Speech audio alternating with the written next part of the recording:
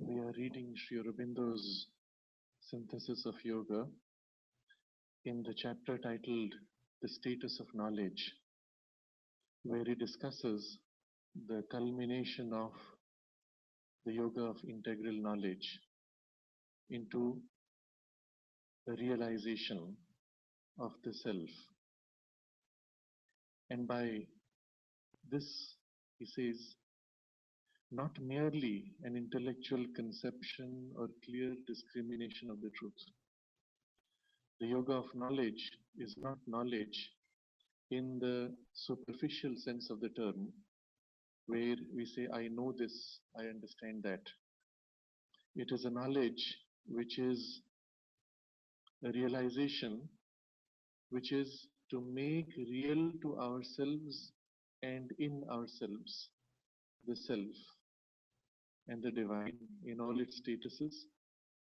And as a result of that reality, it becomes impossible to view all things except in the light of the self. All things are seen now only as an expression of the self. It is only then that we can say that there is a realization, and we cannot fall back from that. For this realization, he says, there are three successive movements. First, internal vision. Second, complete internal experience. And then, identity. And in the portion we are now reading, he is describing these three movements. The first of which is internal vision, drishti. And we saw the sense of that in the discussion last time, where we make a distinction between two forms of knowledge, the indirect and the direct. And the direct knowledge, the most vivid experience we have when we see for ourselves. Subsequently, other senses follow. But there is nothing which is as compelling as the seeing. In the spiritual seeing, it is not the same as the physical sight. There is a different kind of experience where we still use the word seeing, but it takes place by a different organ of perception. And the nature of the perception itself is altogether different, but it can best be compared to the sense of seeing with the physical sight. And so the vocabulary used is still vision, but internal vision, drishti. There is a common question that comes up frequently. How are we to be able to see with that inner sight? And there are, in fact, in our experience, three kinds of sight, which we touched upon last time. There is the physical sight where you open your physical eyes and you see. There is the mental sight for which you often find it easier to close the physical sight in order to see more clearly with the mental sight. When you image something in your mind, when you visualize, see with the mind's eye. But just as the physical sight and mental sight are similar, but take place in a completely different level, different substance, and have a different qualitative character, so it is with the next step above the mental, which we may call the spiritual sight, for which also ideally the mental sight may be taught to close so that the spiritual may open. But how are we to get to that? Because the mental sight is still accessible. And if one had to describe a program for developing this capacity, then one would say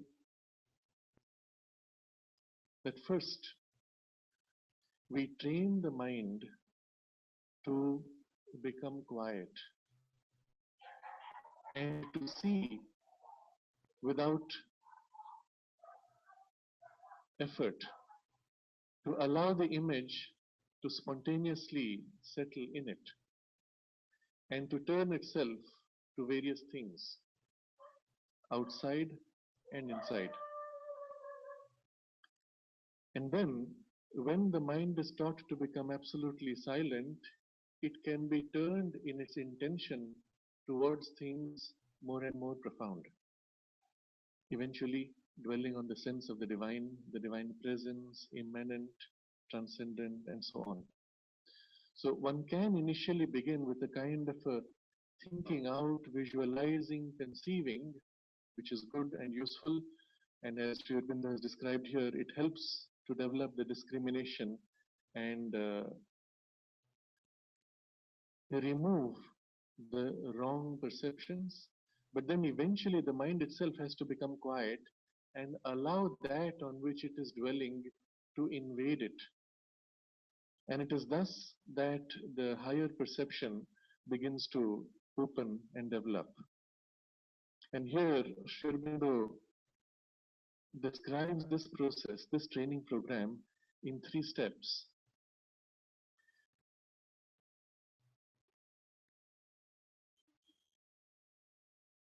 We may, by thought, inference, imagination, analogy, or any other available means, attempt to form a mental figure or conception of it, the self.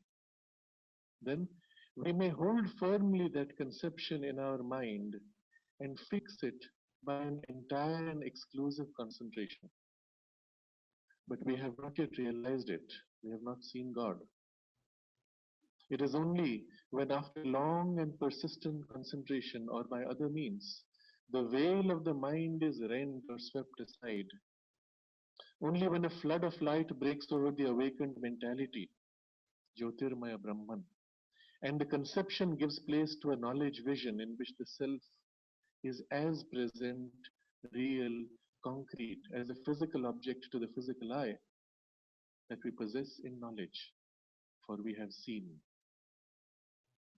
So this is the 3 keywords: Shravana, Manana, Nididhyasana. First the hearing, dwelling in reading, conception, then the thinking or mentalizing, and finally fixing in concentration. Until finally there is this rending of the veil of the mind and the experience floods in. This is the program, broadly speaking, in its most general sense. One can see how this could very easily be broken down into very specific forms and methods. So, if a program had to be popularized, made more universal to a large group of people, allowing for variations of different types and needs, then in the first stage of the Shravana, the hearing, we would spend time in satsang, in reading, in listening, and generally surrounding ourselves with things that remind us of the spirit. the clear and luminous teachings from philosophers and teachers of ancient writings. This was the first step. Then the second step would be then to dwell on it by thought, inference, imagination, analogy, or other means. This again tends to happen when we listen or we read and we hear these very common similarities of the ocean and the self, the play on the surface of the waves, but the silence in the depths. And when we dwell on that image, it's as if something deep inside us resonates and feels vividly the reality of this symbol. Or else we actually sit before the ocean or gaze at the sky or sit in front of a valley and dwell on the sense of that expanse, the vastness, the stillness, the silence, the peace, and visualize that oceanic presence and peace in the whole cosmos, the universe itself, suffused with, filled with this ocean.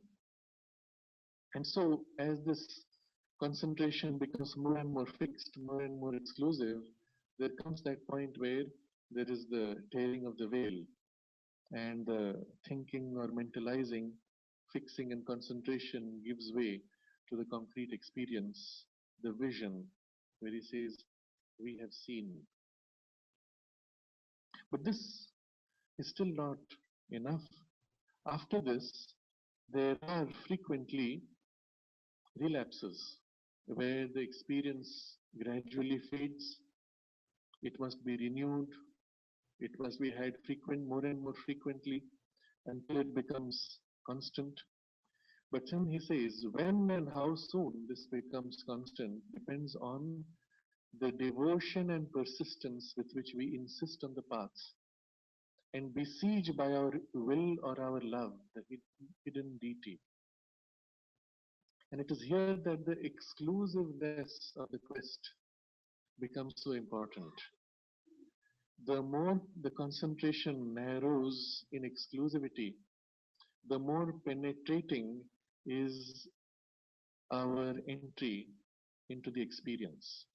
This is one of the reasons why isolation is preferred in almost every yogic tradition and practice to allow for that exclusive concentration, sometimes even sustained period of concentration or isolation.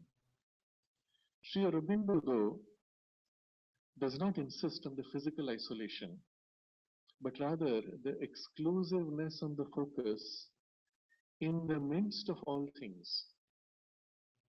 Even as I am eating food, even as I bathe, even as I work with my hands or with my mind, the overall turn of the being remains in that exclusive orientation towards the divine. And the means for this is to begin to consecrate every activity to the divine, to visualize or begin to see, at least in the mind's eye, the divine presence in all things, and to know in the mind's thinking that all action is emerging from him, flowing in him, and returning to him through the various appearances of forms. This gives rise to a kind of a practical day-to-day yogic exercise in which, in principle, nothing comes in the way.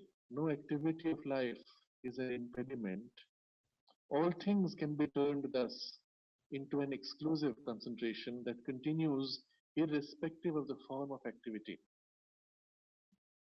In practice, though, even to get to this point, needs practice, needs some kind of a special focus and isolation.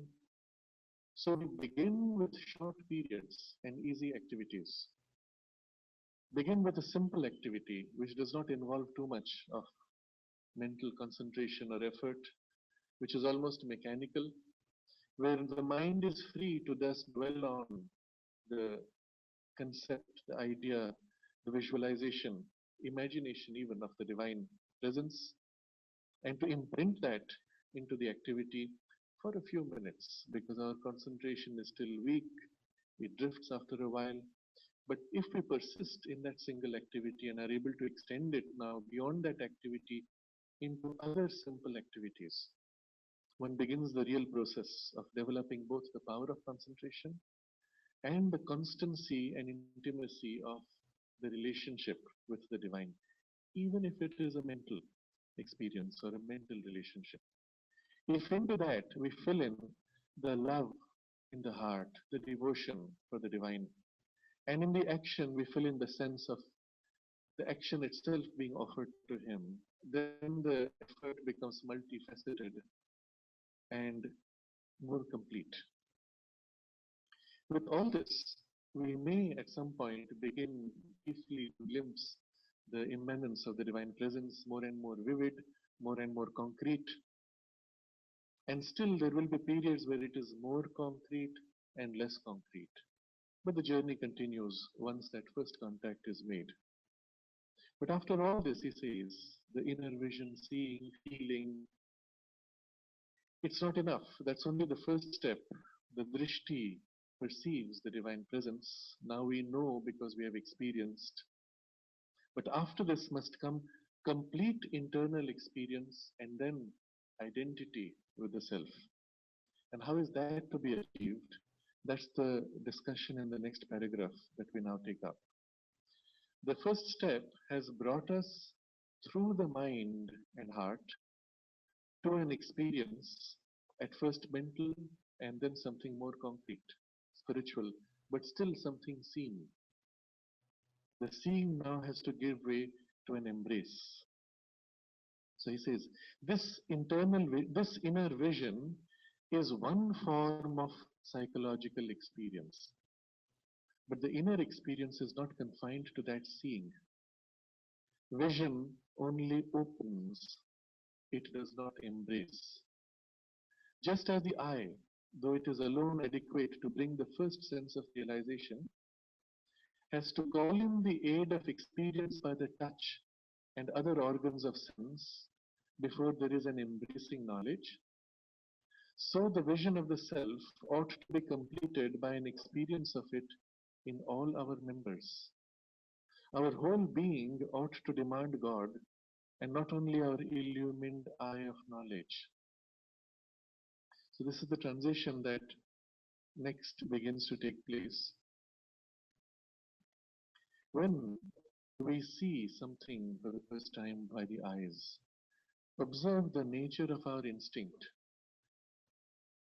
Suppose somebody says, do you know that I have something marvelous which can do all these wonderful things? And I say, I don't believe you. I won't believe you until I see it. I say, show me. So he shows it to me and shows the marvels that this thing is capable of. But you notice the instinct of the child is to reach out and grasp what is being shown. And until you have held it, touched it, and played with it with your own five senses, it's not yet yours. It's not yet fully possessed. I believe it is true because I have seen it, but I have not fully experienced and enjoyed it. The dog will sniff because his touch is not so developed. But through sniffing, he is entering into a more close contact. The human being feels the touch to be more concrete, more tangible. The smell and taste are secondary. If the touch of the hand is fulfilled, the smell and taste need not necessarily follow. So the sight gives way to an all-encompassing embrace through the touch. And the same thing happens also in the higher perceptions. Even it happens in the mental perception. Just as the physical sight gives way to the physical touch, the same way the mind's sight, when we visualize or conceive in the mind, also gives a more concrete experience when in the mental consciousness you are able to touch. This is a practice which is often taught in certain occult traditions where they try to materialize an idea, not necessarily all the way to the physical, but even to give it physical force in action in the world. to concretize the idea, bring its vibration to the level of matter, and eventually even one can physically materialize, but still the principle is same. And the practice they teach is you first visualize, let's say you visualize an apple, and then you try to, with your mind, in your mental consciousness, touch it, feel it. Or if the touch at first is too abstract, scratch it and smell. Smell the perfume of the apple. And in the eyes, vision make more vivid, fill it with the smell and the taste, and then the touch that comes through smell and taste. And so by bringing all the senses in, it becomes more and more concrete. But the same thing happens in the spiritual vision as the rest of the senses enter, of course, in a different substance, in a different way. So he says, vision only opens, it does not embrace, and the inner experience is capable of the embrace. So the vision of the self ought to be completed by an experience of it in all our members.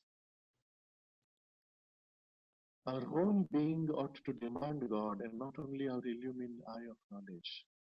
So how are the members to feel, to experience the touch of the self? Now we could, if it's an object, we could reach out with the fingertips and touch. But the self is not an object. It does not have a carved out distinct form. Unless you speak of the self that lives in the flower, but you're still touching the flower, you're not touching the self. How do we experience the self or something which is not bound to limits of form or border? And the experience actually is similar to touch, except it is as if touch permeating, as if the fingers penetrating, filling, the self fills the limbs of our whole being with its touch, with its presence, with its peace, with its light, force, delight, ananda. Whatever the nature of the vibration it brings in the contact, the nature of the contact is actually felt permeating through the whole being. It may begin in a part, but eventually it needs to, and it eventually does fill the whole being, and we touch, feel from inside out. So the sense of the nature of the touch is also a little different, but still it is as concrete as the touch. When, for example, in deep concentration, we come in the presence, in touch with the divine presence, we feel the heart lit up with joy, with light, with peace, the mind flooded again with light, peace, or we can even experience as if the embrace of the divine, as if an oceanic embrace, light, peace, joy, or something as if blooming out from within the heart and then spreading to fill the whole being, or as if something filling outside us, the whole universe, and we are swept into that whole revelation. And so all of these variations are possible, but in each there is the concreteness of the contact felt. So the vision of the self ought to be completed by an experience of it in all our members. That's why he says in. Our whole being ought to demand God and not only our illumined eye of knowledge. And so everything turns in that joy of the contact, the experience, but also in the aspiration with the same intensity with which the mind or the heart will return to that. Now the question is this really possible? Because in many of the existing traditions, they say that the world is illusory or the world is formed of ignorance, formed of relativities, unspiritual, opposite of spirit, and so on. Many variations to the philosophies. If that be the case, then how can something which is fundamentally the opposite of self or spirit ever enter in relation with it or experience it? And there's a problem there. If this be true, then separating from the body and discarding it would be the only way to enter the experience of the self. Obviously, in Sri Aurobindo's description of the cosmos, this is not accepted. He describes matter itself as substance and form of spirit, but in its most dense, in its most dull, limiting, binding form and vibration. If that be the case, then of course it is possible for matter also to experience the self and the spirit, because it is itself a special expression. However dense, however gross, however crude, however ignorant, however resistant, even opposing, it is still an expression of a principle and power of the self, and therefore there is a direct link between the self and this. And Sri Aurobindo takes pains to describe how each and every part of our being thus is an expression of a principle or power of the self. The whole human experience of the universe and this triple world of mind, life, and matter is a reflection of the upper three, Sat, Chit, and Ananda. Matter itself is a fragmented, dense representation of the principle of sheer existence. And our senses and our consciousness through the life energies is an expression of consciousness force of the Chit, of the Satchidananda. And the mind itself is an expression of fragmented, of the conceiving creative power of the Satchidananda as the Vijnana, the supramental consciousness. And permeating it all is the psychic presence, the delight, which is a reflection of the Ananda. This be the case, the highest and the lowest are intimately connected, even if that connection is covered up. And in the human being, therefore, all of the highest spiritual powers and principles are organized in their diminished, reflected, or even distorted form. But still, they are those principles here organized. And therefore, there is a deep connection. However distant, however long, however difficult to recover, it is there. And therefore, it can be said that in every part of our being, there is the possibility of experiencing the relationship with the self. And it is to this now that Sri Aurobindo points. So the question will be, how far can this embrace of the divine, of the self, take place? In which parts, to what extent? And this answer he now gives when he says, for since each principle in us is only a manifestation of the self, each can get back to its reality and have the experience of it. Our physical body itself is an expression of one principle. The life force body, Pranamaya Kosha, is itself a representation of one principle, and the mind similarly, and the inner being and the psychic being. And so if every part of us is thus tied to a special aspect, power, or principle of the self, then through each of these we should be able to deepen the relationship with the self in a different way. According to that principle by which it is connected to the self will be the nature of that relationship. And this multifaceted embrace of the self he now describes through each of the major principles and parts of our being. First with the mind, and the sequence is important because that's what is most easy for us to experience. First, we can have a mental experience of self and seize as concrete realities all those apparently abstract things that to the mind constitute existence. So for the mind, what is existence? Consciousness, force, delight, and their manifold forms and workings. And the mind can conceive of these things. That's how we have our philosophies. But through that conception, as we have seen in the last two paragraphs discussion, one can make the breakthrough to feeling the reality of these things concretely and more concretely. What is this consciousness immanent? What is this force which is playing through all things? One universal force. What is this delight which fills and underlies all things? In a sense, science comes to similar ideas through its mental quest to understand reality.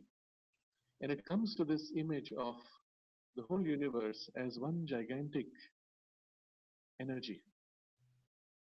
So as we go deeper into subatomic particles, eventually all the particles resolve themselves as particular modes, rhythms, vibrations, whirling movements of a single underlying energy.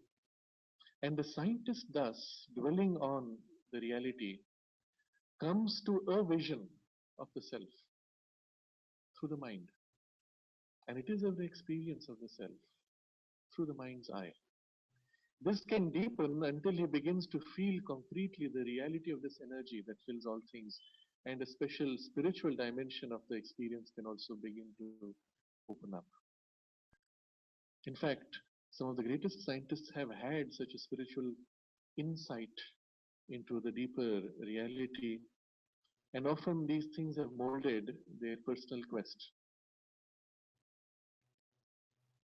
So, consciousness, force, delight, and their manifold forms and workings, everything is here, their workings. So, one can dwell on the force in this universal energy, or the consciousness immanent in things, which expresses itself through bursts in different forms. So, in the stone, we see the consciousness lazily sleeping.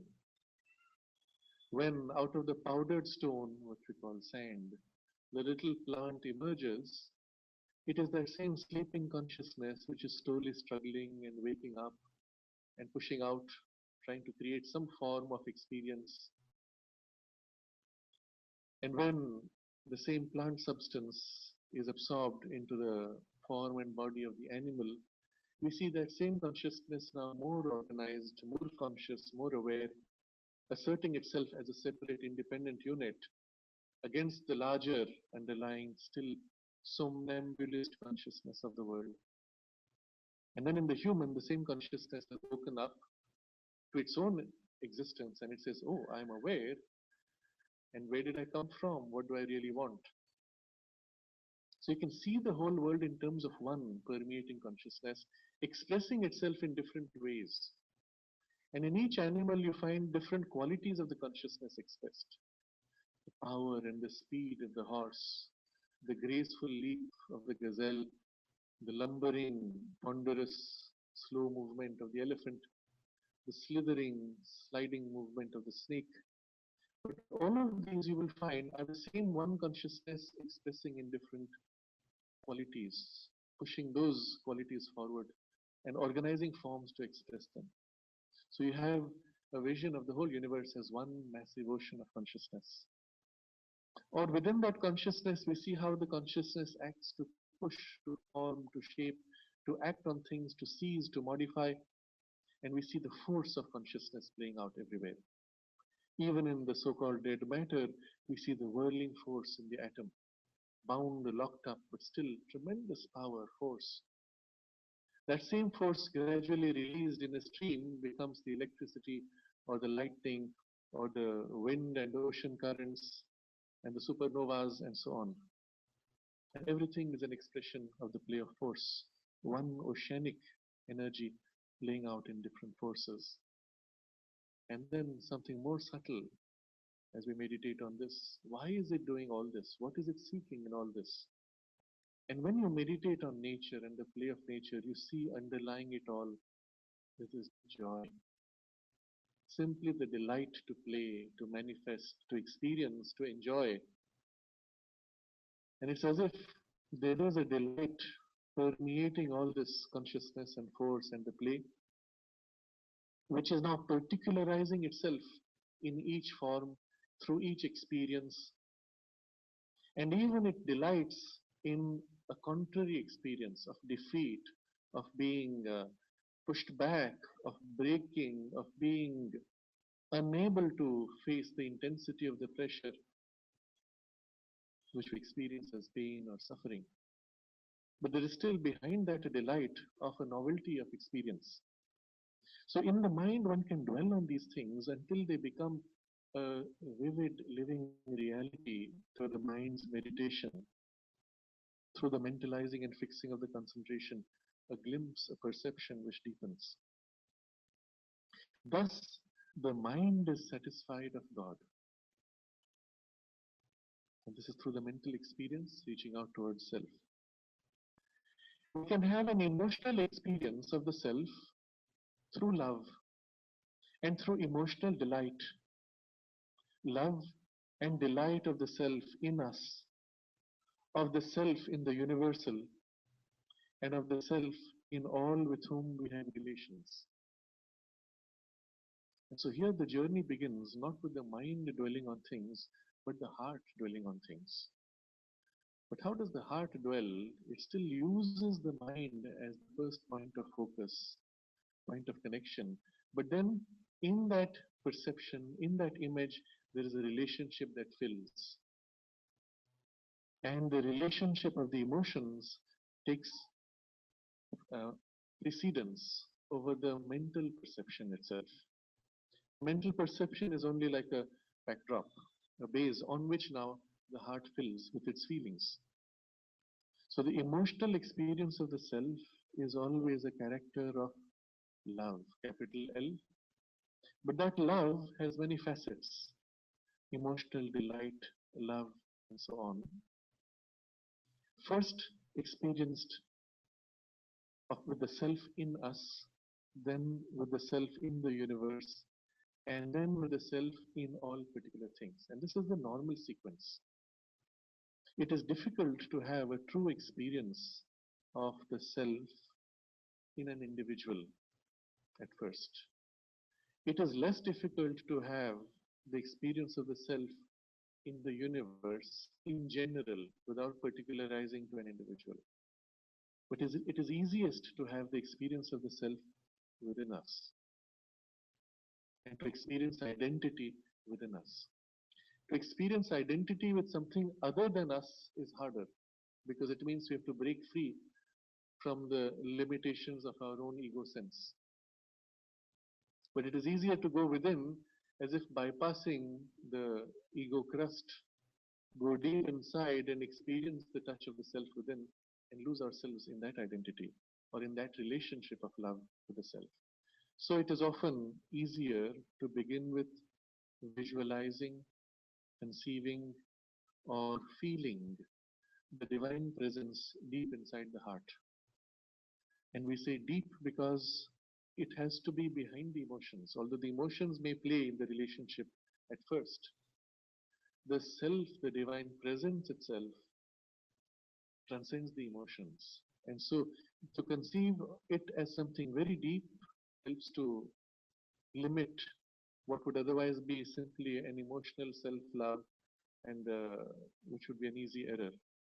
But as one goes deeper in this, there is a deepening of the contact, a kind of a purification of our emotions, a sweetness, a tenderness, a self-giving and a love which we feel from deep inside, but to which we respond in kind by giving ourselves in that love, in that sweetness, in that tenderness, to that.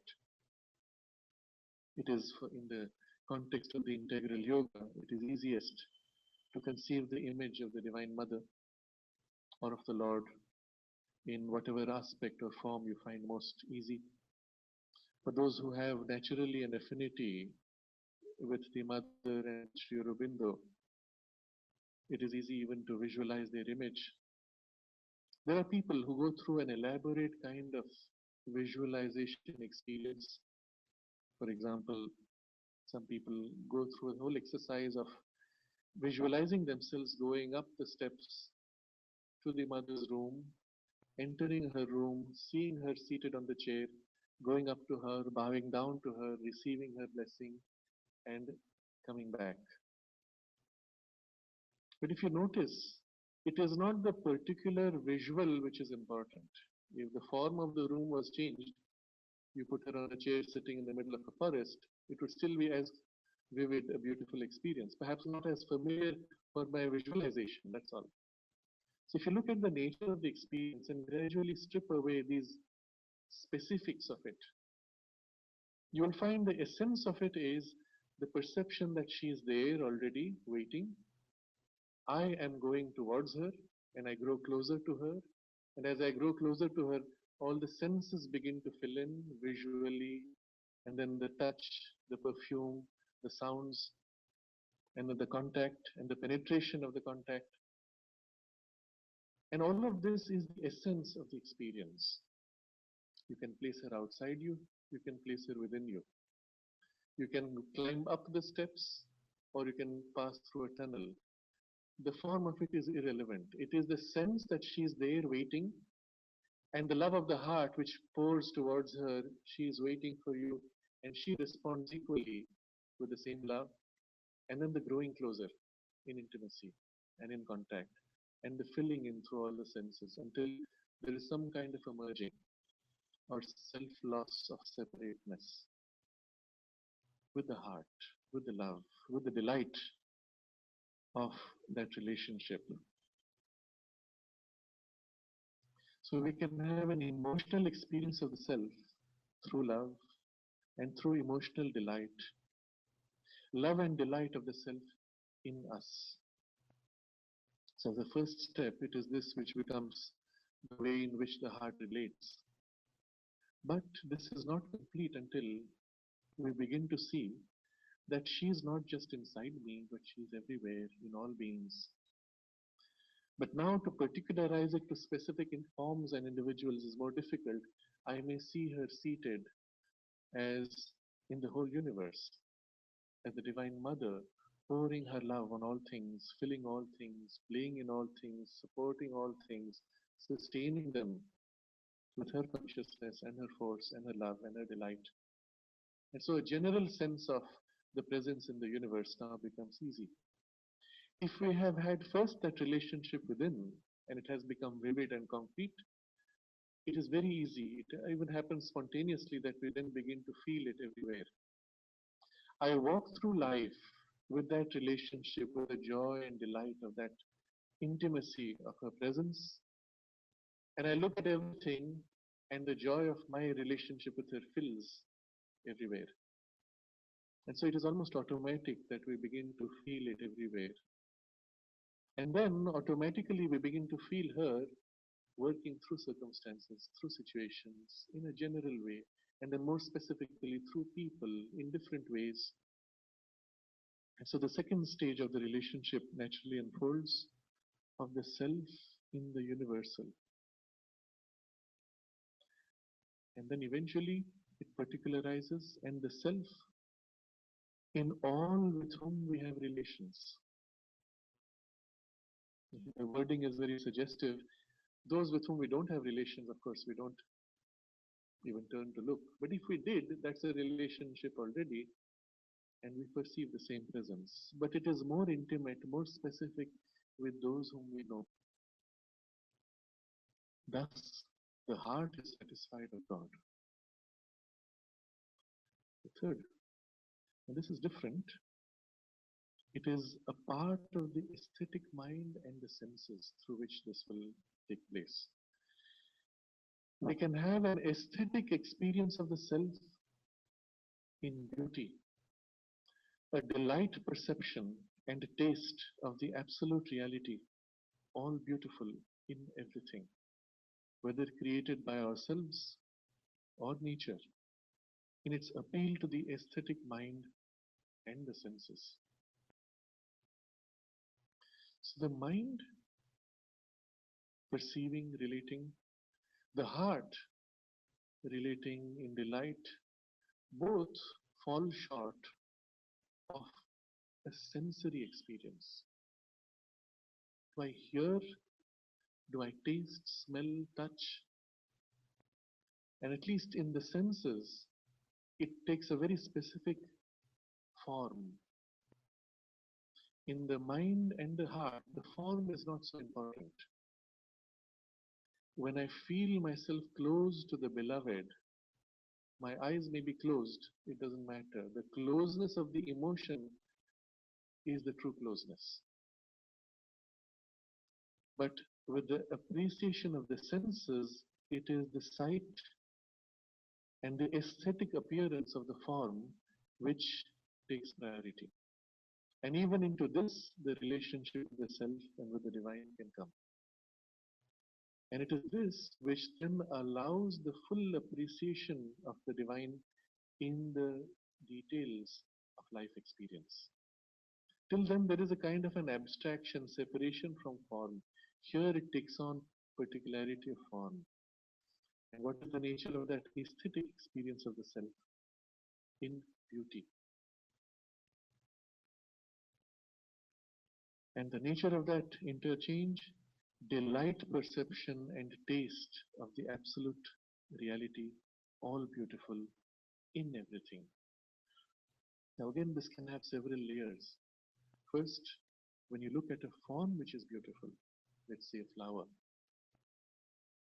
and in the flower, you gaze, feel the divine presence and the beauty of the flower, its form, and its expression, and its unfolding, its gentle movements in the breeze, the perfume that spreads, which reaches you, fills you, surrounds. And in all of these, we appreciate the delight of the form and beauty. Taste, Sri Aurobindo uses the word taste here. The translation into English of the yogic term rasa, the sap of delight, juice, loosely translated, but it has a very specific sense. It is something deep, refined, filling, which makes the juice tasty, which brings into the juice the experience of delight, which makes the thing what it is. And it is the enjoyment of that which is highlighted in the whole field of aesthetics. So there is a rasa, a taking in of the delight in everything.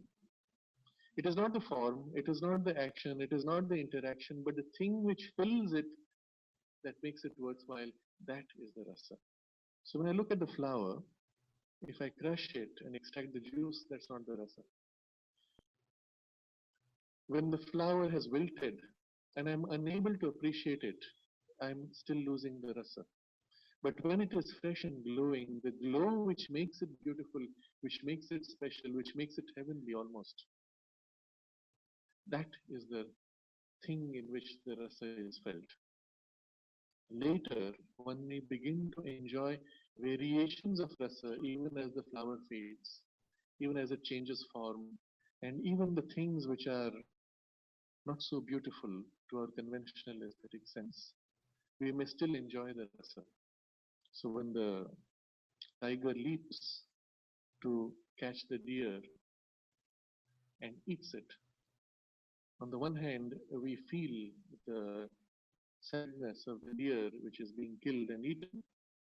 On the other hand, we have to accept that this is the only way the grace of the and the strength of the tiger can be experienced. And this is the relationship. The tiger does not kill out of hate or for a perverse sport. It kills because it has to eat. It is hungry. And it kills only as much as it needs. It shares beyond what it has. And the movement of the tiger leaping to catch the deer, the struggle of the deer, all of these have a certain grace and aesthetic character also. And at first one may see it as part of a larger universal movement, a cycle, a play of things moving, sustaining across millions of years. And we see the deer never really dies, it is only changing form, and things are moving on, changing form in cycles. And there's a great aesthetic beauty to this whole unfolding of nature. So there's a sense of beauty, a delight, perception, and taste of the absolute reality, all beautiful in everything.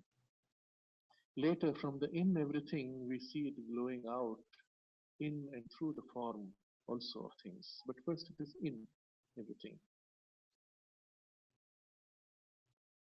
We look at a piece of art, a painting, a sculpture, or a musical performance, and it fills us with a kind of a joy. The very fact of seeing it fills us with joy, and there is the rasagrahana, the tasting of that delight, perception through the beauty of it. And this is a problem with describing this. How do you define the sense of delight which you take in, the sense of beauty which fills you, which captivates you? There is in Sanskrit a very beautiful description, definition of beauty, and it goes thus: that which reveals newness from moment to moment. That is the essence of beauty. And so you look at something beautiful, you're attracted because it is something new. You've never seen it before. And then after a while, normally you would expect to lose interest. Now I've seen it. But when it's beautiful, you can't turn your eyes away because it's as if it's glowing out something new every moment. And so you keep on looking at it. And notice when you gaze at it, there is as if something within you that drinks, that takes the essence of that nourishes itself.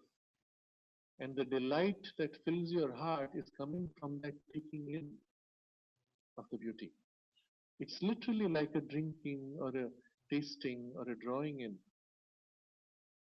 There's a phrase from Shakespeare, I believe, where he says, "Drink me with thine eyes." The lover says to the beloved, "Drink me with thine eyes, and I will with mine." And you see here this idea of as if taking in something in the gazing of something beautiful. This is the term in the yogic tradition we say rasagrahana, taking in the delight. And it can happen through all the senses. You listen to the music, and again it's as if you're taking in something. If the musician is an extraordinary master, then he is actually giving something. But what he gives is not his, he receives, and it flows through him, through his music. And he himself enjoys the nourishment as much as we do. It fills him as much as it fills us. So he becomes at that moment a vehicle to transmit, to materialize, to bring into form, to give birth to experiences of higher spiritual domains. And this is the true nature of art and aesthetics. There is a phrase often used in modern artistic exploration. They say, you must have art for the sake of art. And you'll notice what this leads to. It leads to art which is often quite weird. And you do not feel anything elevating. Of course, that also has its own rasa, perhaps. But the true sense of art is art for the sake of the spirit, art to manifest the divine, art to manifest beauty with a capital B, delight of the divine existence. And it is to this that the aesthetic experience of the self takes us. So he says, we can have an aesthetic experience of the self in beauty, a delight, perception, and taste of the absolute reality, all beautiful in everything, whether created by ourselves or nature, in its appeal to the aesthetic mind and the senses. So the part which is enjoying this is something of the mind, emotion, and senses which we associate with the aesthetic consciousness. Thus, the sense is satisfied of God. So we have had three now. The mind satisfaction of God, the heart satisfaction of the God, and now the senses are satisfied of God. And there is one more. We can have even the vital nervous experience and practically the physical sense of the self in all life and formation and in all workings of powers, forces, energies that operate through us or others or in the world. He does not describe too much what this is like because it's actually not so obvious, even in our own physical experience of the world. Most of our experience of things is through the mind, through the heart, or the aesthetic sense. We rarely ever experience directly with the body.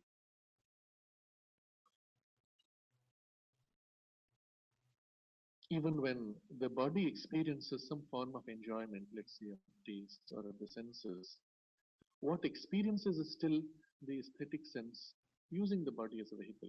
It is not the body itself enjoying or the body itself knowing something.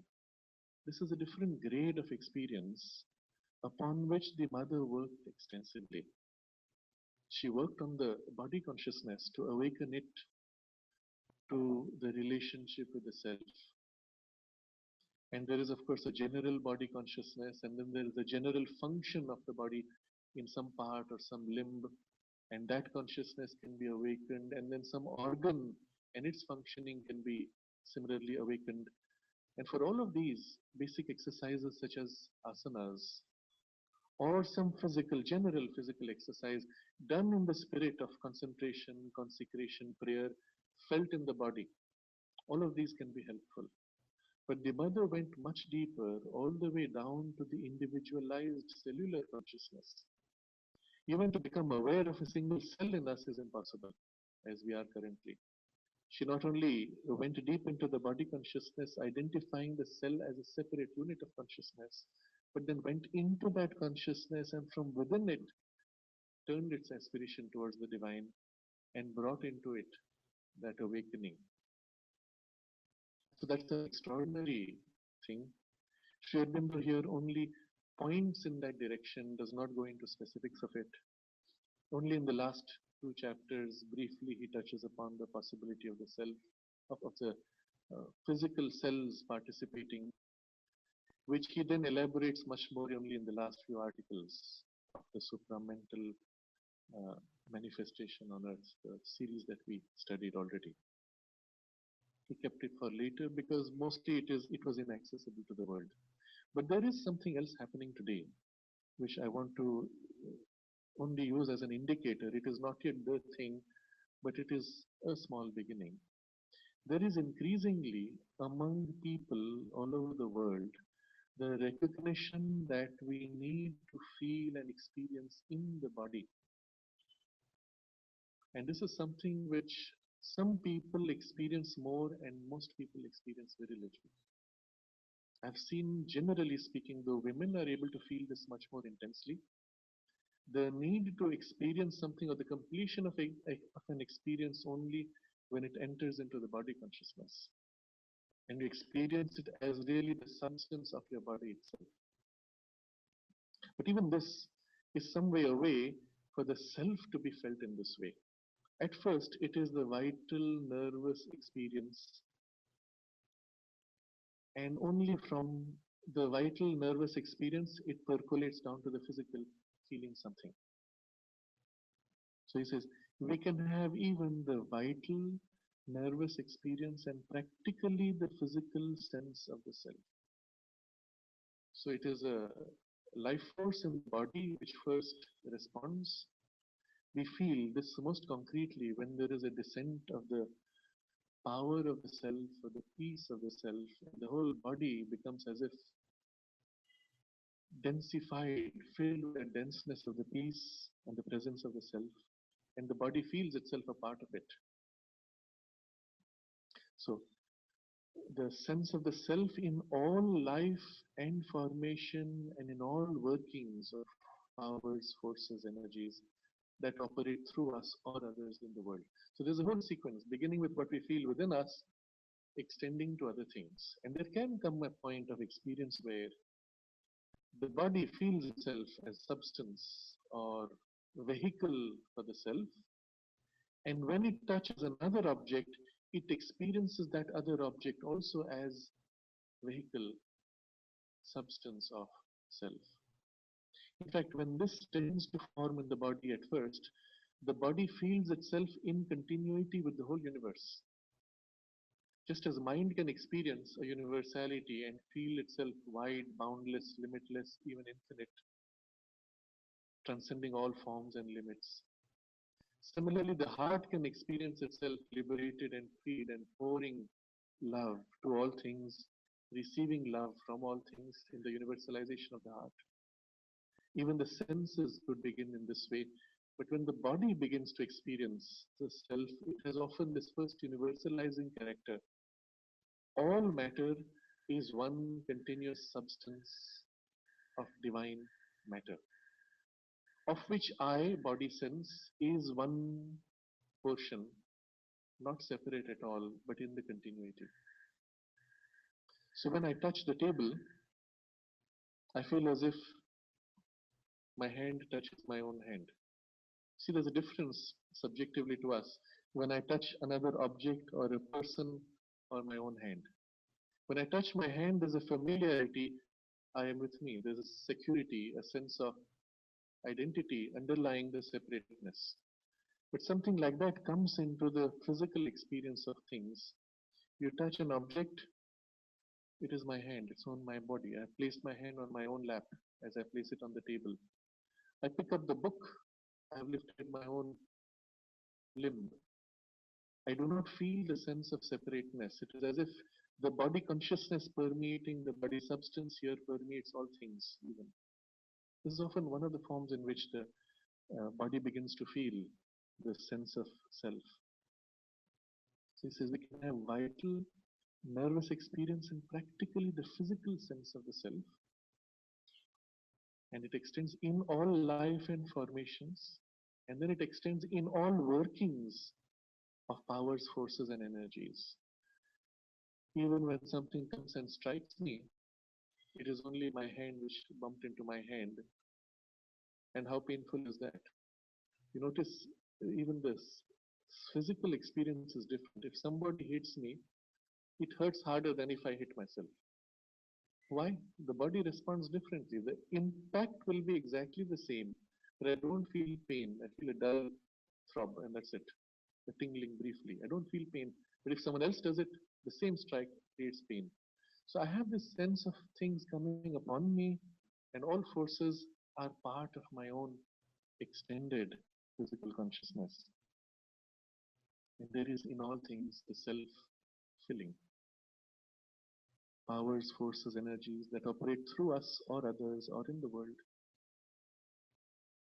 In one of the poems, Sri Aurobindo describes the whole universe in cosmic consciousness, but when it reaches this material level, he says, Arcturus and Belphegor are in me. The biggest stars, biggest systems in the universe are inside me. Thus, the life and the body are satisfied of God. So this completes the four broad principles through which the self has organized itself in this thing we call the human being. And all four are special facets of the self expressing in material life.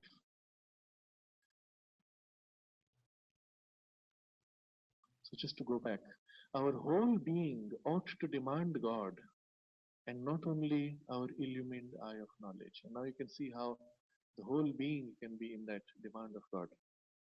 We read the whole thing again and you get the full sense of it in a single sweep. We can have a mental experience of the self and seize as concrete realities all those apparently abstract things that to the mind constitute existence, consciousness, force, delight, and their manifold forms and workings. Thus the mind is satisfied of God.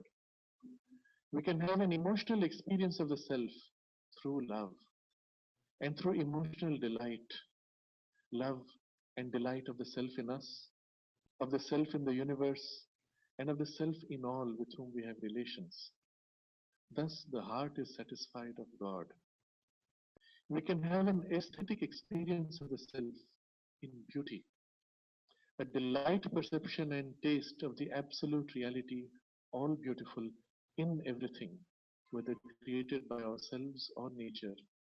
in its appeal to the aesthetic mind and senses. Thus, the sense is satisfied of God.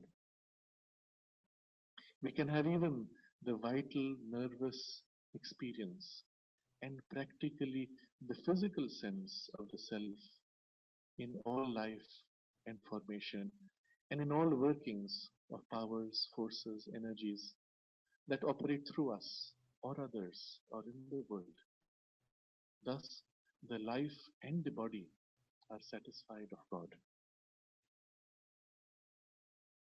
But still, there is one more step needed. Remember the three steps: first, internal vision; second, complete internal experience; and then identity. So, when we have all the facets of our being in this experience, there's a complete internal experience, perhaps even more progressively increasing, but the identity remains. And that now he describes. All this knowledge and experience are primary means of arriving at and of possessing identity. So through all this, we are approaching the identity. It is ourself that we see and experience, and therefore vision and experience are incomplete unless they culminate in identity. Unless we are able to live in all our being the supreme Vedantic knowledge, He am I, so we must not only see God and embrace Him, but become that reality. We must become one with the self in its transcendence of all form and manifestation, by the resolution, the sublimation, the escape from itself of ego, and all its belongings into that from which they proceed, as well as become the self in all its manifested existences and becomings. So both levels. And then third, one with it in the infinite existence, consciousness, peace, delight, by which it reveals itself in us, and one with it in the action, formation, play of self-conception, with which it guards itself in the world. So three levels. We must know the self in its transcendence, in its becomings, and then in its play through the formations. So the fine distinctions between the second and third we will explore next time. But the point he's getting to here is, so far through vision we entered into experience, and perhaps even a completed experience in all the facets, parts of our being, but that's not complete until it merges into identity in all the parts of the being. So again, the identity may begin in some part of the mind, some part of the heart. Sometimes in the aesthetic experience, briefly, there is a sense of identity. I become the beauty of the flower. I share in the beauty of the flower. I enjoy the delight of the bee as it tastes the nectar of the flower. And all of these are possible in portions, but eventually that identity also has to extend to all these until we can say in totality, He am I. We must not only see God and embrace Him, but become that reality. So the three steps: seeing, embracing, and then becoming one in identity. And you notice how these three steps are innate to all human quest. I will take up very mundane examples, but I point to them precisely because this triple step in the spiritual identity is not something alien to us. It is our deepest instinct. I spoke earlier of that example. A child wants to reach out and hold. I show some new device, some new toy. After seeing, he wants to hold and experience with all his senses. But then at some point you will see he takes it close to himself, and now he seeks to wield it according to his will, as if identifying with the toy, that the toy becomes an instrument of his own consciousness, not separate from him. The same thing we experience when we see something beautiful. Maybe it's in the window of a shop. I want to reach out, possess, and make it mine. But the making mine is where the problem is, because it always remains a separate piece. I can never merge it in myself, except by a kind of a sense of possession. It's mine now and it's part of me, and if somebody touches it, I give a dirty look. How dare he touch? That's my possession. It's like he's touching my body. This is the most precious object. And I push him away. Stay away. Don't touch it unless I give you permission. But the same thing exists also in our relationship with people, especially in the experience of human love, where there is an attempt not only drink with your eyes, but to embrace and then as if to merge, an attempt to identify, to lose ourselves in the other or to experience the other as ourselves. And Sri Aurobindo observes that very often the love takes the form in the animal world of eating, because that's the way in which one can merge the other into oneself, absorbing the other, assimilating to make the body your own. And there is a movement of eating the loved. Suffocating, even to extinguish, is a distorted form of it. But you see the same instinct to absorb until there is no more separateness left. The mother describes how she observed in the zoo the snake eating the rabbit, and at first the rabbit was afraid, but after a while it felt drawn towards the snake and gave itself and allowed itself to be eaten. There is, in fact, in the snake itself an immense love in this movement of absorption. And so, our idea of what takes place is not always accurate when in the animal world there is this kind of absorption and taking in. But you see how everywhere there is this three-step process. First, the seeing, the embracement, and then the immersion and identity.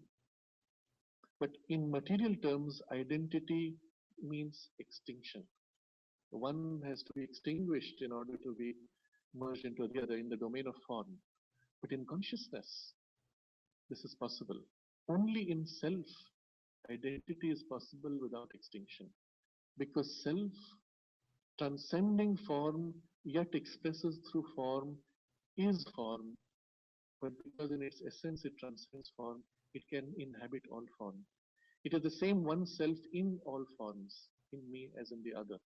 And therefore the identity is possible in self, and the fulfillment of all the seeking of human love or human relationships or of the sense of possession, ownership, control or mastery of things in the world, all of these can be fulfilled only when we recover the identity in self and the mastery that comes through that identity.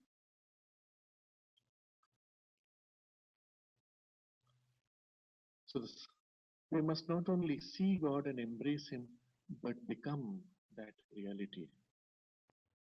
So the methods so far discussed, all this knowledge and experience are primary means of arriving at and of possessing identity. And if we do not aim at that, everything is left half done.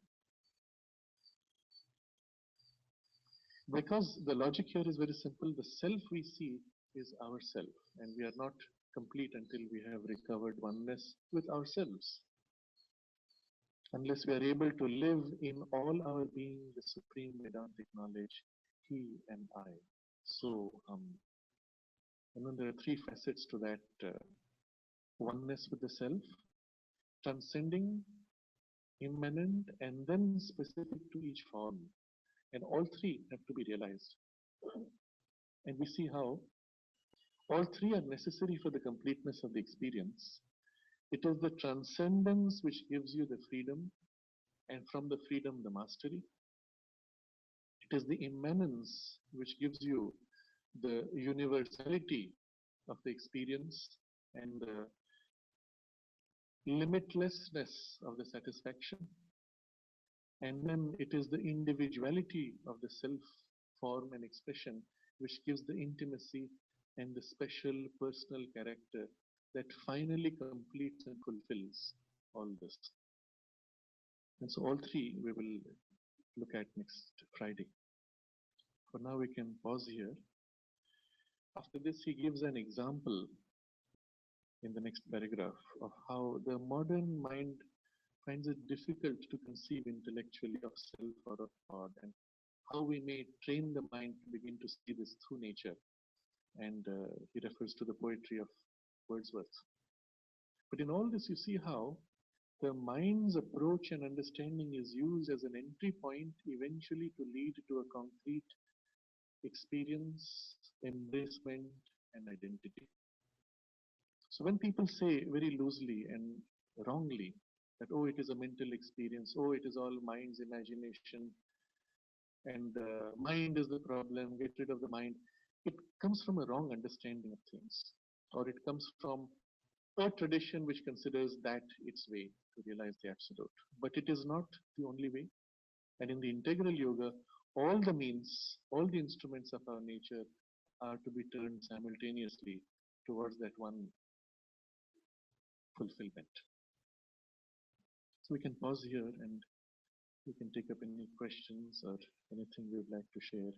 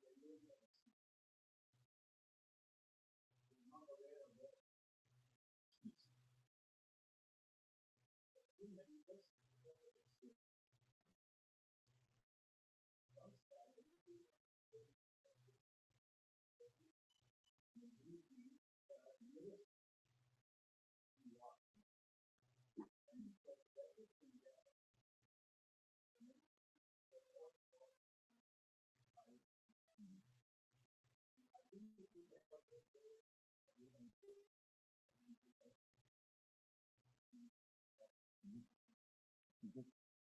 Yes. Yes, in fact, this is one of the early first steps, starting points, which Sri Aurobindo describes earlier in this text. Our consciousness is turned outwards. We are as if hypnotized by the play of the appearance of the energy of nature, and there is a necessity to turn the attention inwards to become aware of who is observing, who is enjoying. It gives us a first status of freedom. But the person we have so found to be is not yet the true person. And this is the text we are studying in the Kena Upanishad. Who in the seer is seeing? I am aware that I am observing and enjoying, but who is seeing in my sight? Who is enjoying in my experience of enjoyment? And we recognize there is a true seer behind, a true enjoyer behind. And so this inward gaze now goes deeper to seek the source of it. Ramana Maharshi similarly advises that ask yourself who's asking the question.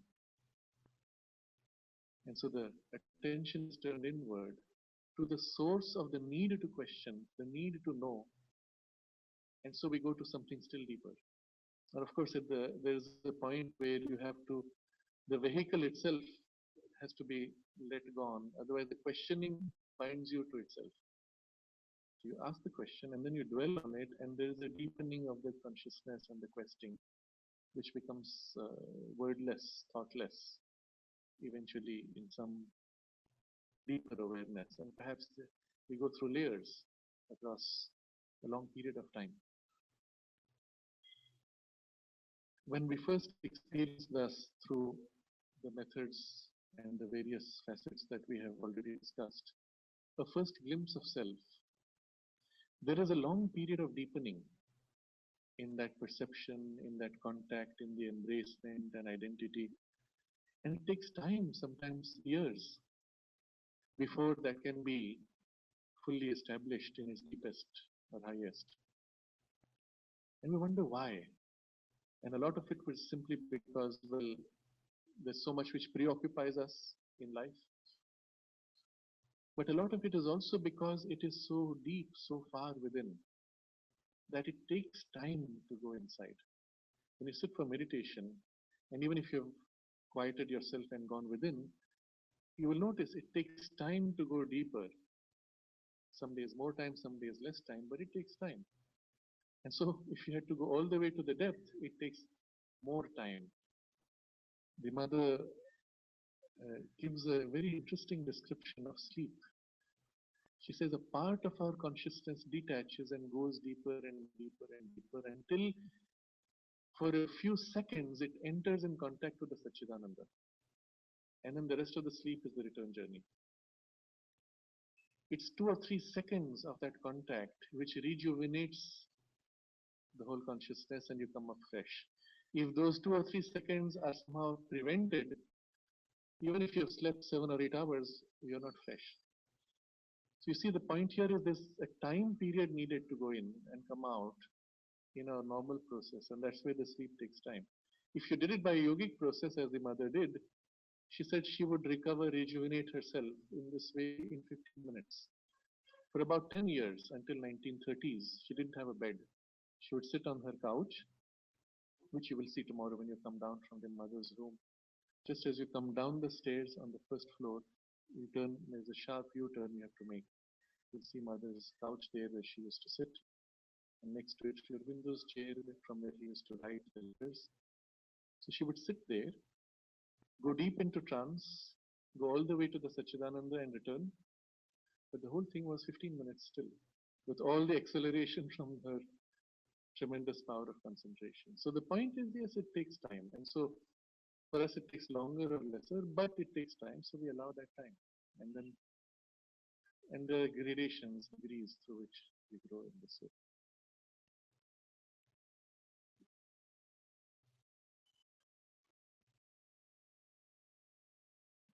Yes.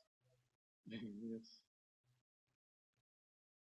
So if we take this as the theme for tomorrow, we can look at that example I mentioned earlier, where some people find it useful to visualize going to meet the mother in their meditation. But if we take this as the theme, with all the parts of our being, the mind, the heart, the aesthetic senses, and the body, nerves, we approach the mother when we go up to her room.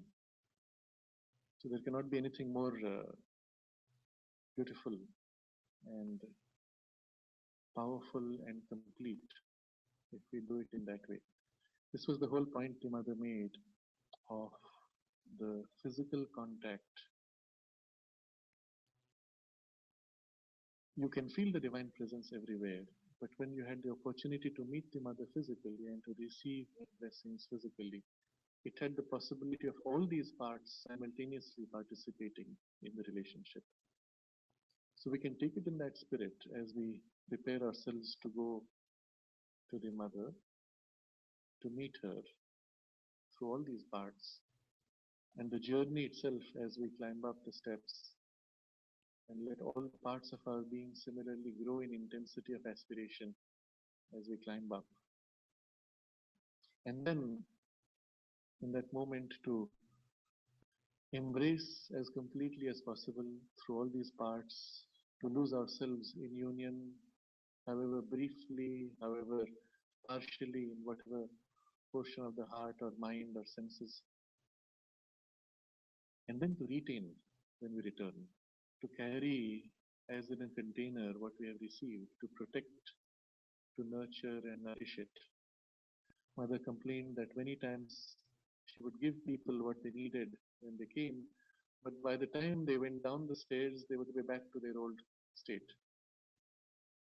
And so it is necessary to consciously retain, avoid dissipation, dispersion, nurture, make to grow and intensify what is received. And if possible, to absorb and hold within us in our deepest and purest or highest part, that it remains as a bundle, a power, a gift of the spiritual energy kept in its most secure space. Otherwise, if we don't consciously do that, it tends to dissipate. You go through one sleep, one afternoon nap, and it's gone somewhere. We don't know where, absorbed in the subconscious. So we can consciously learn to store it in some part where we will have access to it again and again. And it remains as a power and intensity which is a constant help in our spiritual journey, the tapo bala, the strength of the tapas, concentration. So we can close for today and continue this next Friday.